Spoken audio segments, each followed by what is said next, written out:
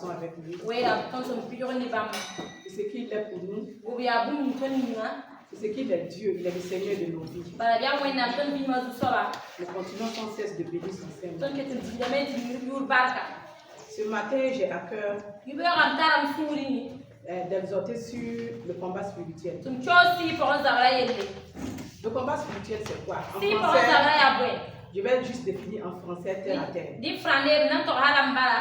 C'est une lutte invisible qui oppose le chrétien aux forces du mal qui sont les ténèbres.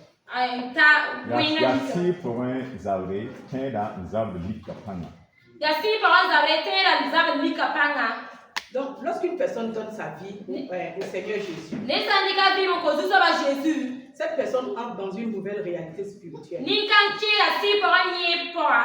Et beaucoup pensent en ce moment que la vie chrétienne sera désormais très facile pour elle.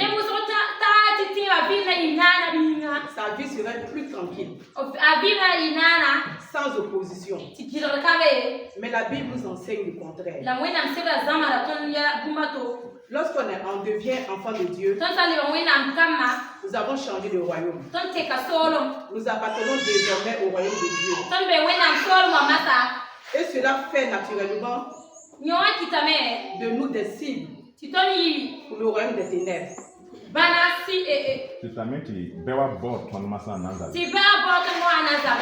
Ils savent que nous avons changé de camp, nous sommes devenus lumière. Ils ne vont pas nous laisser. Ils vont continuer de nous combattre. Nous allons prendre la parole de Dieu dans Éphésiens 6, verset 12. Si quelqu'un peut le lire.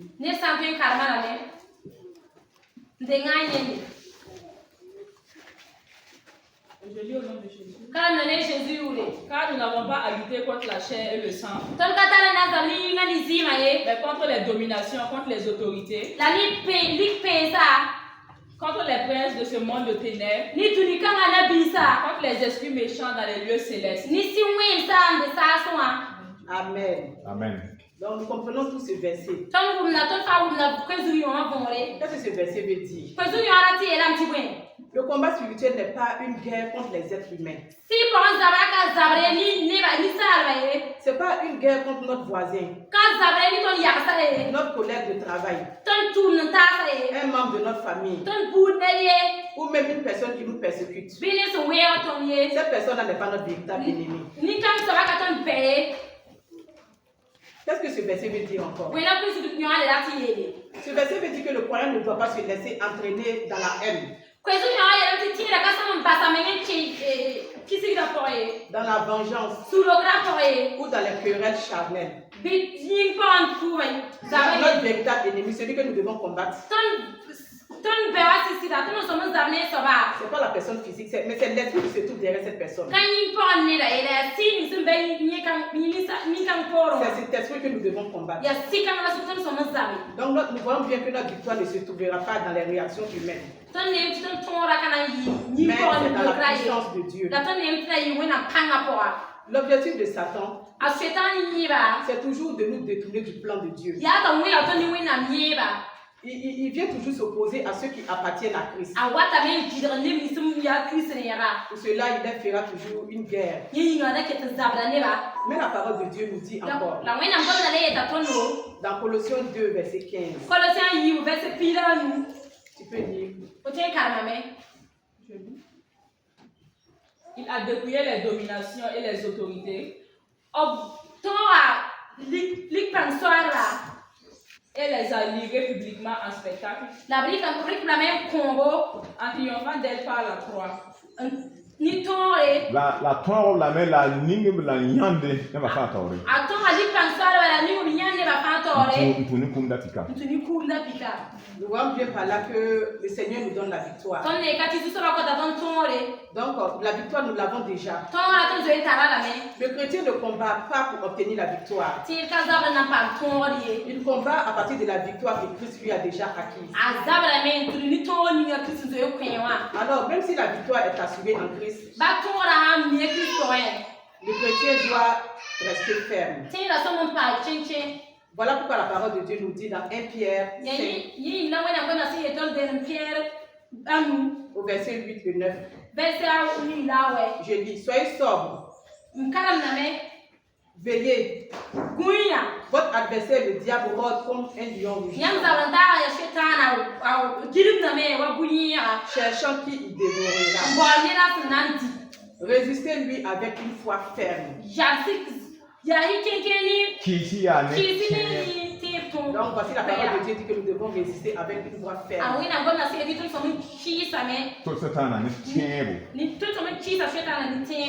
Donc cette résistance ne va pas seulement se faire par des cris. C'est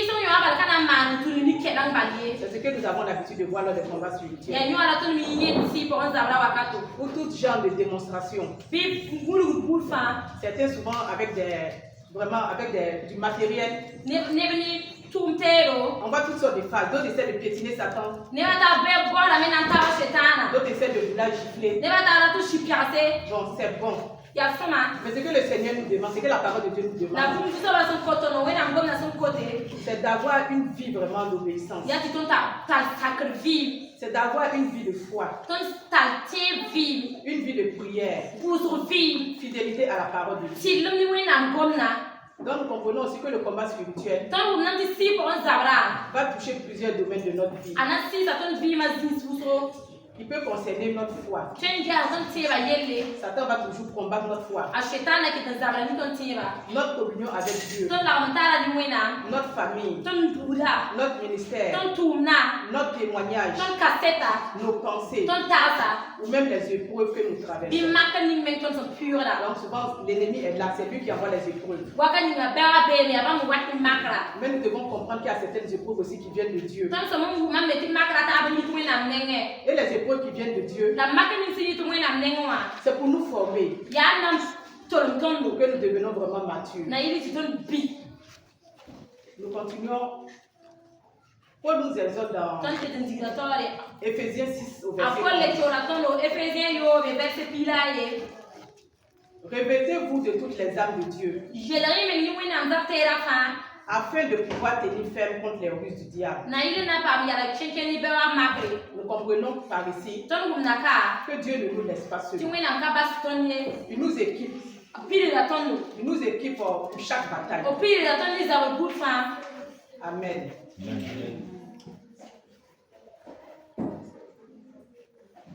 Nous continuons. Le diable n'a pas peur de nos prières, mais c'est de notre vie. C'est pourquoi Jacques 4 au verset 7. Soumettez-vous donc à Dieu. Résistez au diable. Il fuira loin de vous. Donc beaucoup de croyants pensent que le combat spirituel consiste uniquement à faire de longues prières, à jeûner pendant plusieurs jours, à toujours élever la voix contre les puissances des ténèbres. Toutes ces choses sont bien. Mais lorsqu'elles sont accompagnées d'une vie qui plaît à Dieu, c'est plus efficace.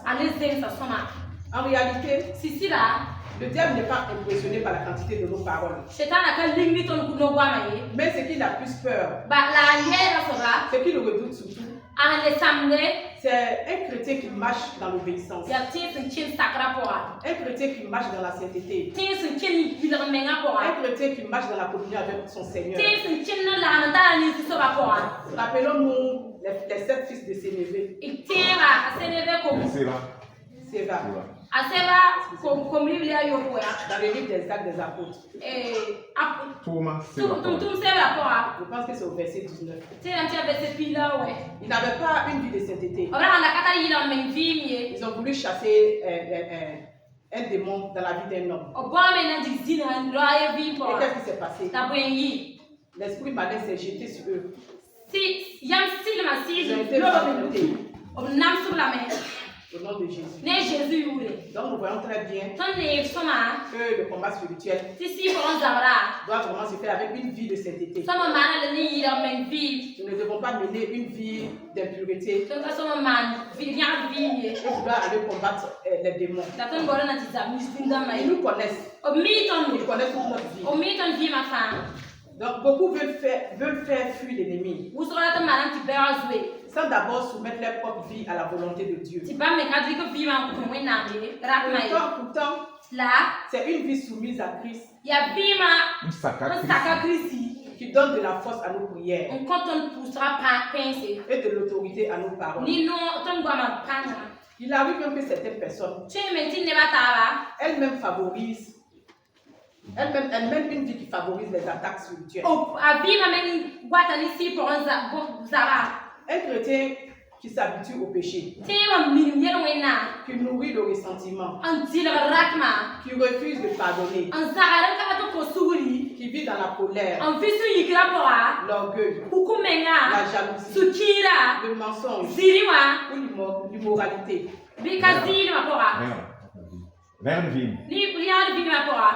Cette personne ouvre elle-même des portes que l'ennemi cherchera à exploiter. C'est pourquoi la parole nous dit ne donnez pas accès au diable. Satan cherche continuellement des occasions d'affaiblir le croyant. Donc il trouvera toujours des occasions face au péché que nous entretenons. Mais le pardon est l'un des domaines où beaucoup perdent des batailles spirituelles. Jésus nous enseigne que si nous refusons de pardonner, notre relation avec le Père est affectée. On peut lire dans Matthieu 6, verset 14 et 15.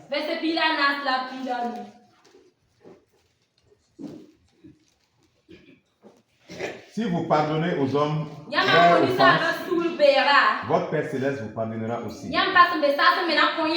Mais si vous ne pardonnez pas aux hommes, votre Père ne vous pardonnera pas non plus vos offenses. Amen. Donc nous voyons que le pardon est vraiment essentiel pour vouloir mener un combat spirituel.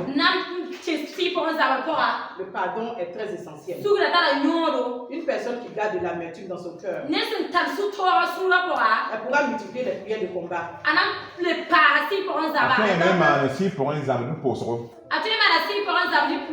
Mais tant que cette personne refuse de pardonner, la porte restera toujours ouverte aux démons. De même qu'une personne qui a une colère incontrôlée, un langage blessant, un cœur rempli de haine, ce ne sont pas vraiment des simples défauts de caractère. Ce sont des attitudes qui vont fragiliser notre vie.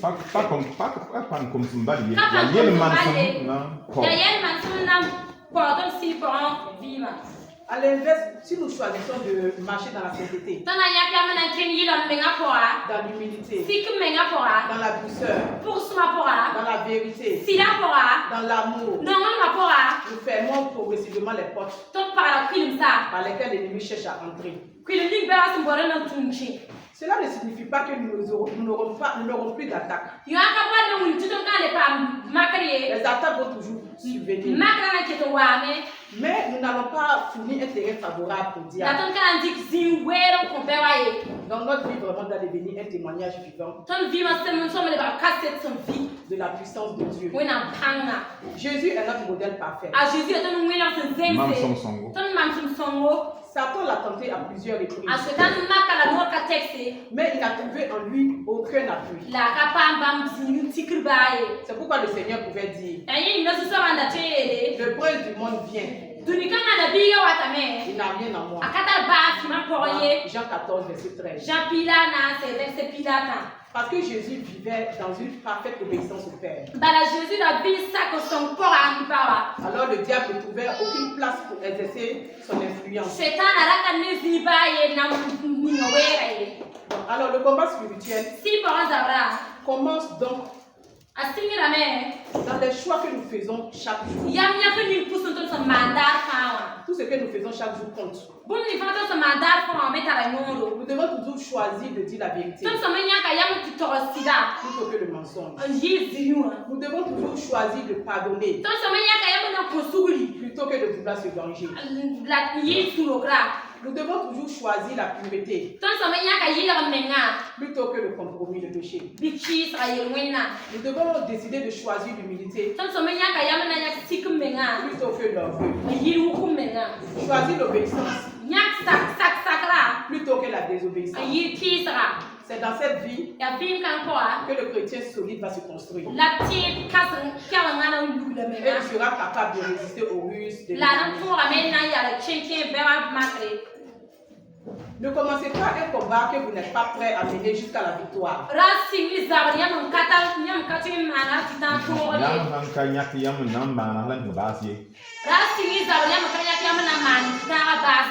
C'est le verset qu'on entend tous les jours. Matthieu 12, verset 43.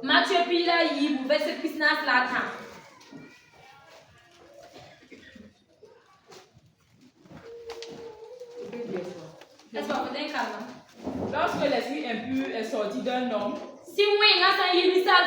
il va par des lieux arides, cherchant du repos, et il n'en trouve pas. Il n'en trouve point. Alors il dit, je retournerai dans ma maison où je suis sorti. Et quand il arrive, il la trouve vide, balayée et ornée. Il s'en va et il prend avec lui 7 autres esprits plus méchants que lui. Ils entrent dans la maison, s'y établissent. Et la dernière condition de cette personne est pire que la première. Il en sera de même pour cette génération méchante.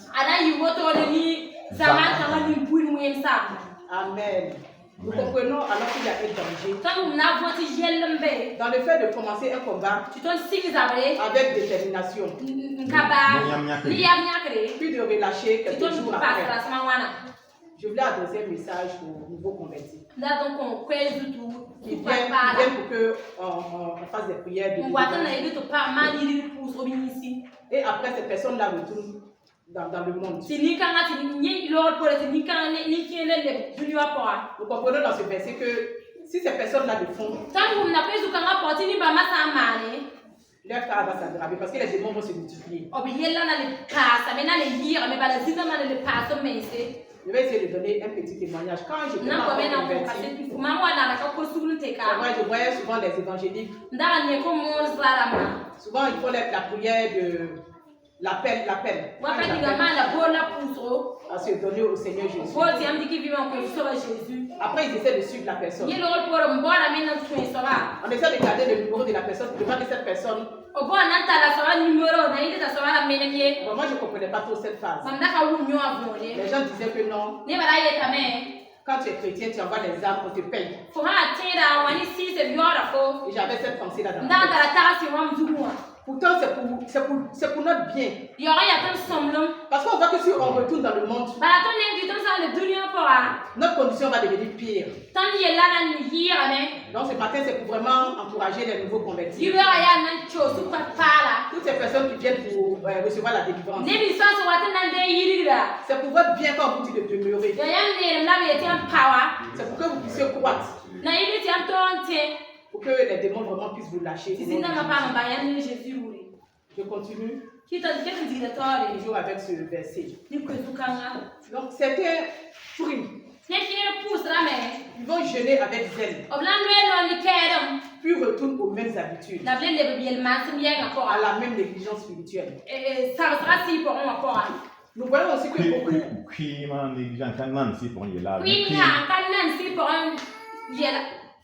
Voilà, ce qui ne leur sera pas favorable. Parce que les attaques vont se multiplier. Les démons vont se multiplier. Et la condition va devenir pire. Nous voyons aussi que beaucoup s'engagent. Ils sont engagés avec enthousiasme. Mais ils abandonnent très vite. Lorsqu'ils voient que le combat devient intense. Et lorsque ces personnes voient que le résultat tarde à apparaître. Ces personnes-là aussi s'étonnent encore. De voir les difficultés revenir avec plus de force. Ce n'est pas parce que Dieu a échoué, mais parce que la personne a manqué de persévérance. La personne n'a pas bien compris le passage qu'on vient de donner dans Matthieu 6. Donc, alors, dans le combat spirituel, il ne suffit pas de bien commencer. Il faut aussi savoir persévérer jusqu'à la victoire. Parce que la victoire appartient à ceux qui refusent d'abandonner.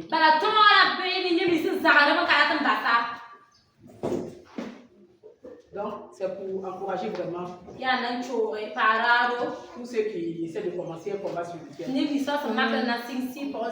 Même lorsque les attaques persistent, n'abandonnons jamais.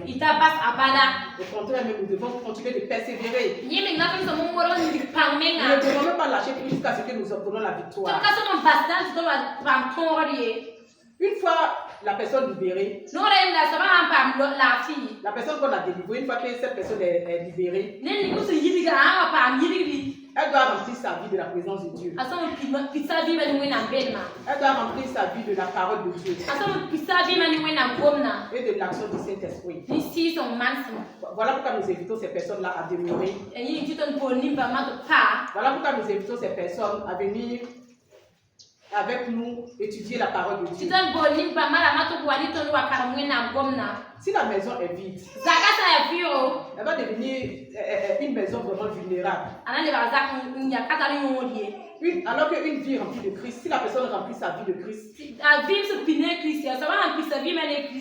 elle deviendra vraiment une forteresse difficile à ébranler. Jésus nous dit que celui qui persévérera jusqu'à la fin sera sauvé. Amen. Amen. Donc aujourd'hui, la situation de certaines personnes qui ont relâché avant le temps est parfois plus difficile qu'auparavant. C'est le même passage que je viens de dire. Je vais m'arrêter pour aujourd'hui. On va continuer une prochaine fois pour la suite. Donc que vraiment le Seigneur nous donne vraiment de persévérer, de ne pas nous décourager, parce que nous voyons vraiment l'accomplissement de ses promesses, afin que toutes les œuvres des ténèbres soient renversées et que seule la volonté du Seigneur s'accomplisse. Amen. Amen.